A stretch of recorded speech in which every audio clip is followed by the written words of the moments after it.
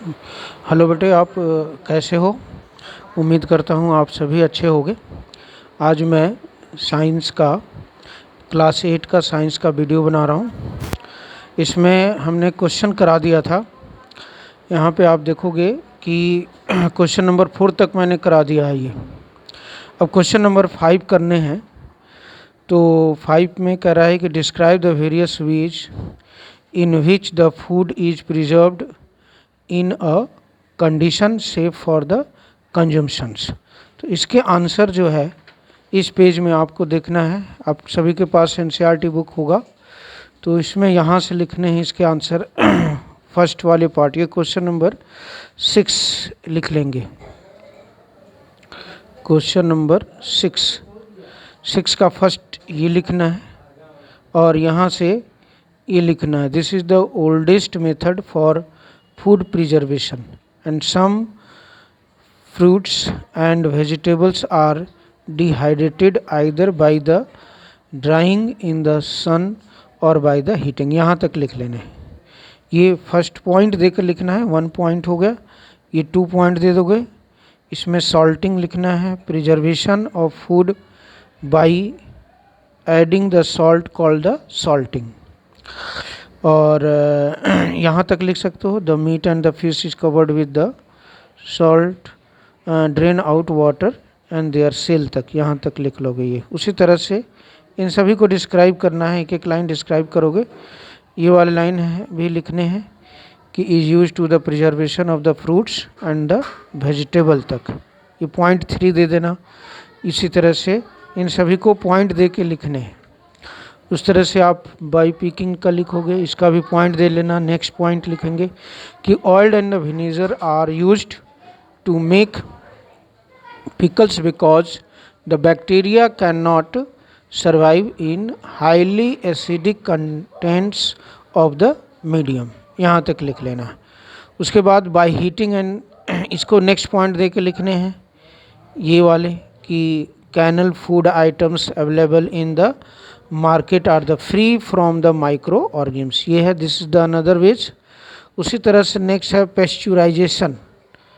पेस्चुराइजेशन process है, इसके बारे में लिखना है कि pasteurization is the process of heat and cold treatment to which the milk is subjected to make it bacteria free. तो ये सारे पॉइंट्स लिख देने हैं। एक हाँ, बस इतना ही पॉइंट ये लिख लेना है इस क्वेश्चन का। ये जो क्वेश्चन 5 था, क्वेश्चन नंबर 5 है ये, क्वेश्चन नंबर 6 नहीं, ये question number 5।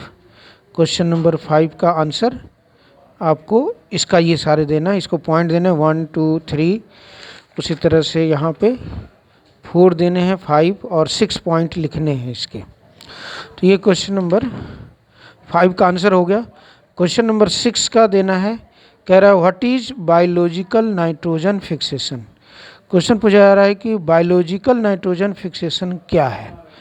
Give example of microbes associated with nitrogen fixation. सबसे पहले बताना है बायोलॉजिकल नाइट्रोजन फिक्सेशन क्या है, उसके बारे में लिखने हैं और उसके एग्जाम्पल देने हैं, उस माइक्रोब्स का नाम लिखना है। तो इसका आंसर आप इस पेज में करेंगे। यहाँ से ये जो है पेज आप कर सकते हो, पेज 27 इसमें है, पेज 27। तो 27 पेज में ये लिखना है पहले तो कि यहाँ से लिखना शुरू करेंगे कि एटमॉस्फेरिक, क्वेश्चन नंबर 6, ये क्वेश्चन नंबर 6, ठीक है। Atmospheric nitrogen is converted into nitrogen compound by living organisms is called, यहाँ लिखेंगे is called, ये is called biological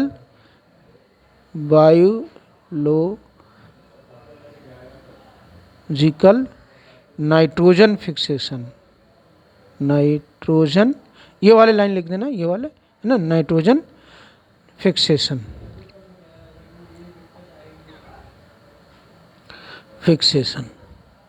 ये हो, यहाँ तक हो गया। तो यहाँ तक आप लिखोगे इसका आंसर, और फिर यहाँ से लिखना है। For example, nitrogen fixation bacteria like rhizobium and clostridium which lives in the root nodules of the leguminous plants converted atmospheric nitrogen into the nitrates. कहने का मतलब सबसे पहले आप यहाँ से शुरू करना, ये वाला लिखते जाएंगे। Atmospheric nitrogen is converted into nitrogen compound by living organisms is called biological nitrogen fixation, ये वाला लिख देना।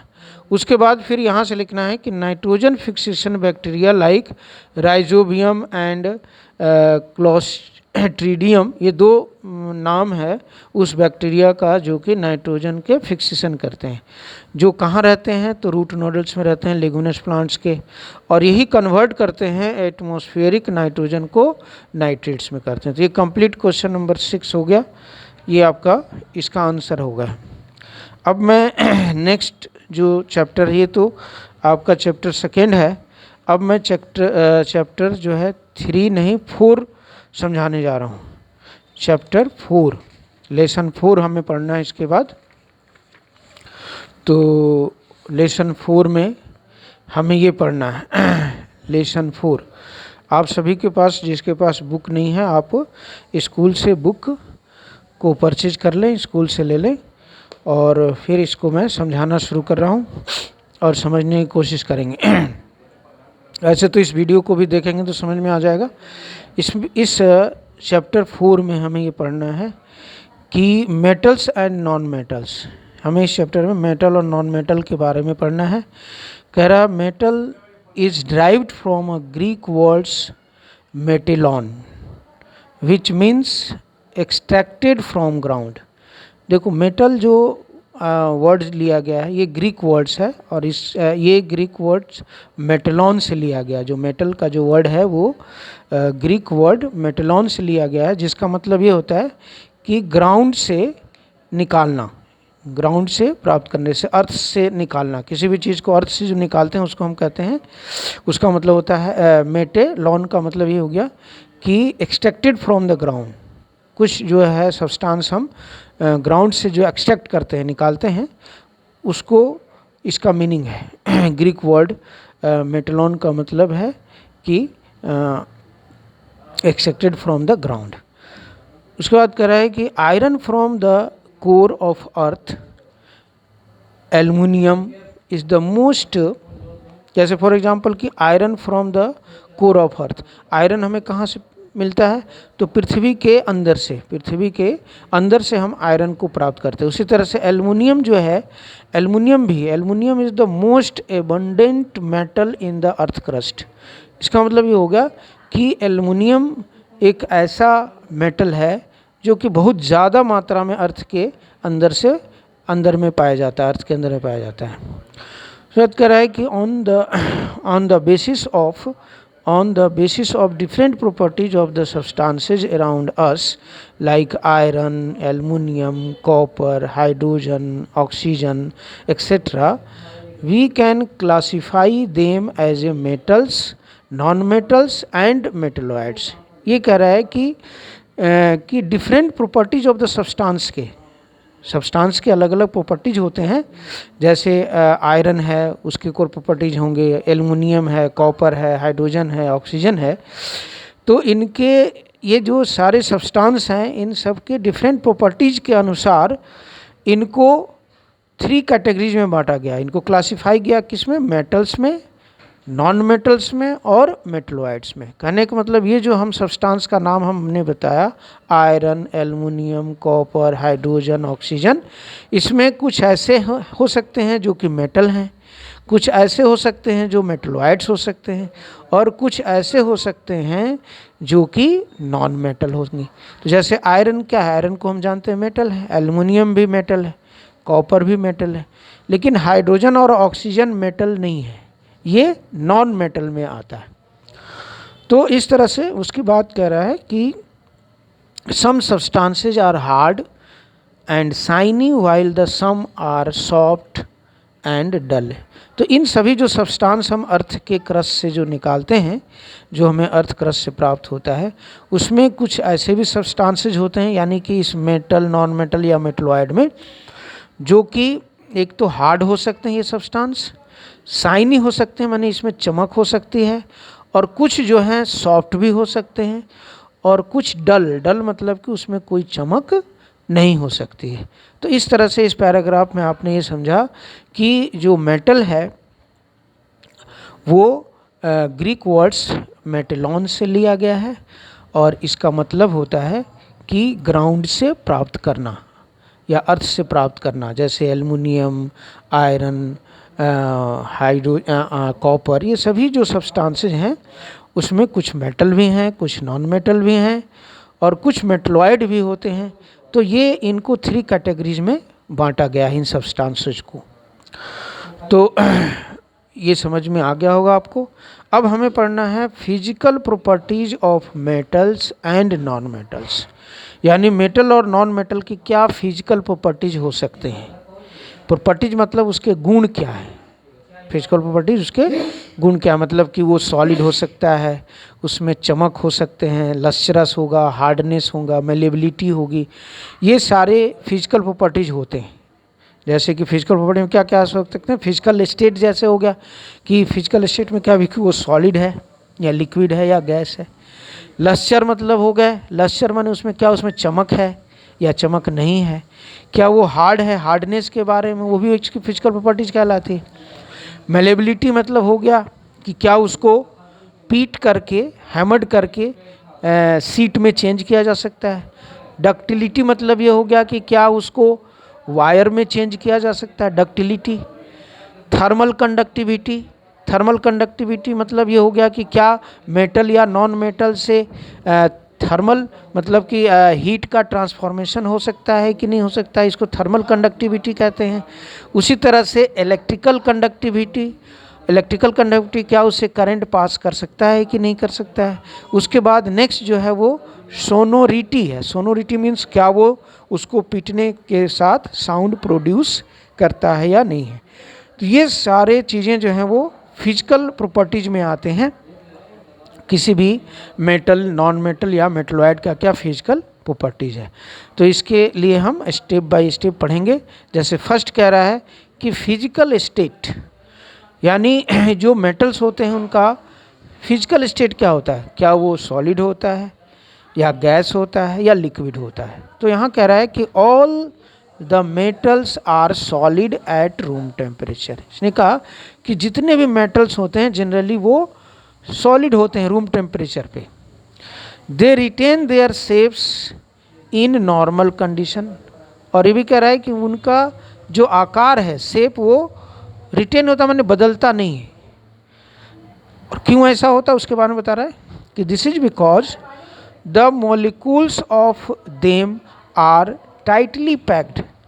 उसका शेप क्यों बदलता नहीं है, तो उसका कारण ये है कि उसके जो मॉलिक्यूल्स, यानी वो जो मेटल्स है वो जिस मॉलिक्यूल से बना हुआ है वो मॉलिक्यूल्स टाइटली पैक्ड होते हैं, यानी एक दूसरे से जुड़े होते हैं, एक दूसरे से मजबूती से जुड़े होते हैं।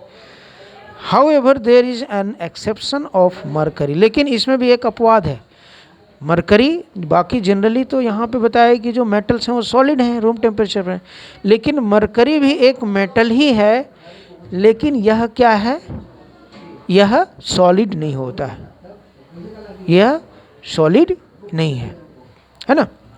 ये किस फॉर्म में मिलता है, तो लिक्विड में होता है। तो it is liquid at room temperature. तो इस तरह से जो ये मरकरी है वो क्या है, लिक्विड के फॉर्म में होता है रूम टेम्परेचर। मरकरी आप देखे होंगे थर्मामीटर में, थर्मामीटर में लाइट कलर जो होता है ना, चमकीला जो है, सिल्वर कलर का चमकता हुआ, वो मरकरी ही है। मरकरी उसमें यूज होता है थर्मामीटर में। थर्मामीटर जो है बॉडी के टेम्परेचर को नापते हैं, एक इंस्ट्रूमेंट है। तो इस तरह से हमने देखा कि जो मेटल्स होते हैं उसके क्या फिजिकल स्टेट होते हैं।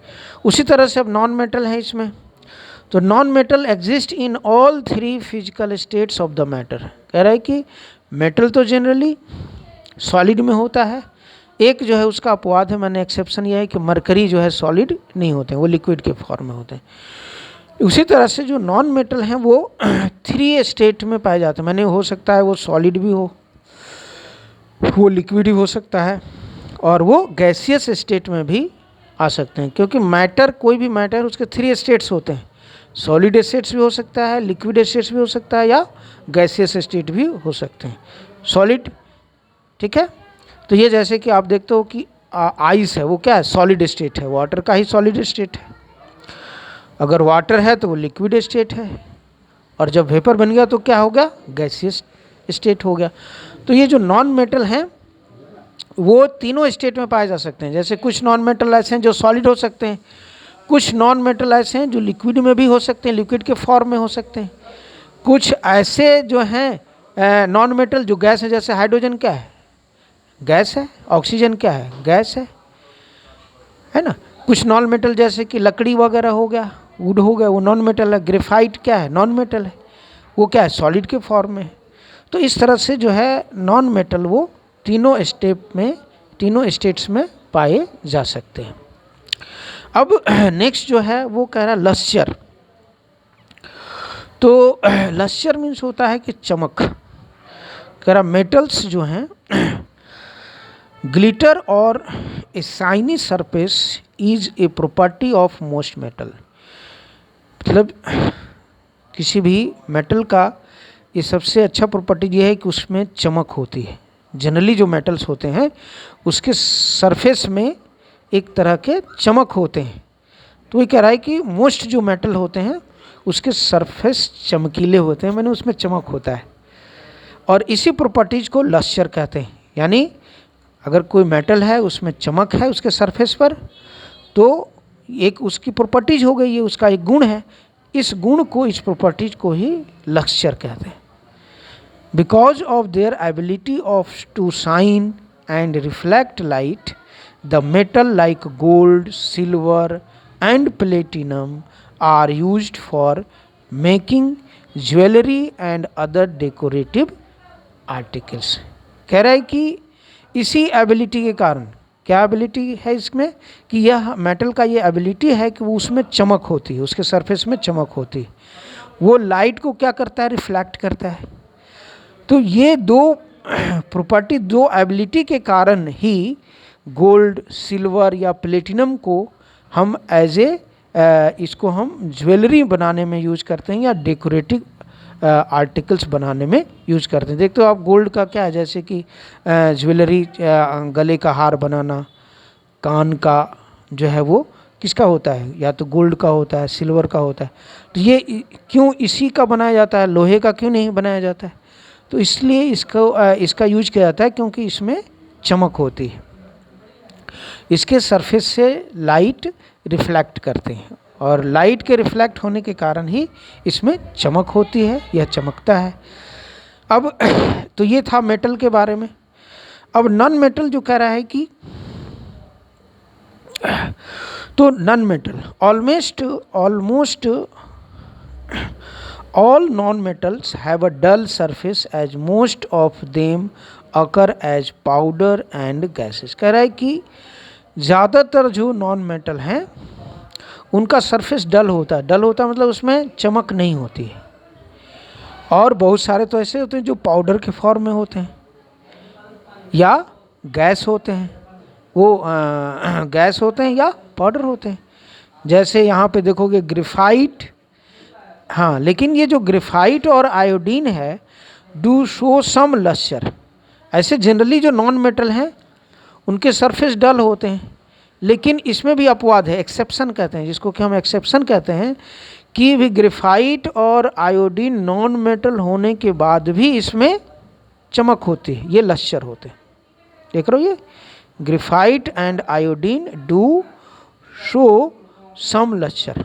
ये दोनों ग्रेफाइट और आयोडीन भी नॉन मेटल है, ग्रेफाइट भी नॉन मेटल है, तो इसमें क्या होती है, चमक होते हैं ये नॉन मेटल होने के कारण। जबकि हमें ये मालूम है कि नॉन मेटल जनरली क्या होते हैं, इनका सरफेस डल होता है और ये पाउडर्ड होते हैं या गैस में अकर करते हैं।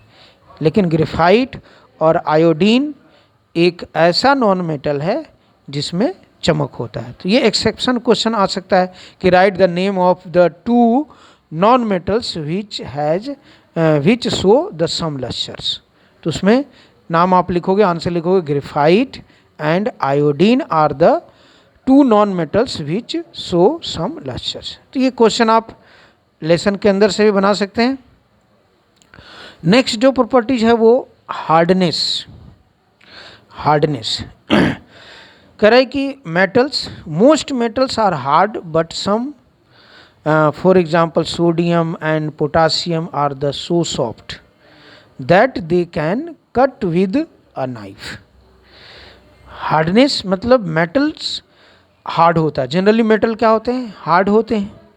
लेकिन कुछ ऐसे भी मेटल होते हैं जो सॉफ्ट होते हैं, इतने सॉफ्ट होते हैं कि उनको हम नाइफ से कट कर सकते हैं, उसको हम काट सकते हैं।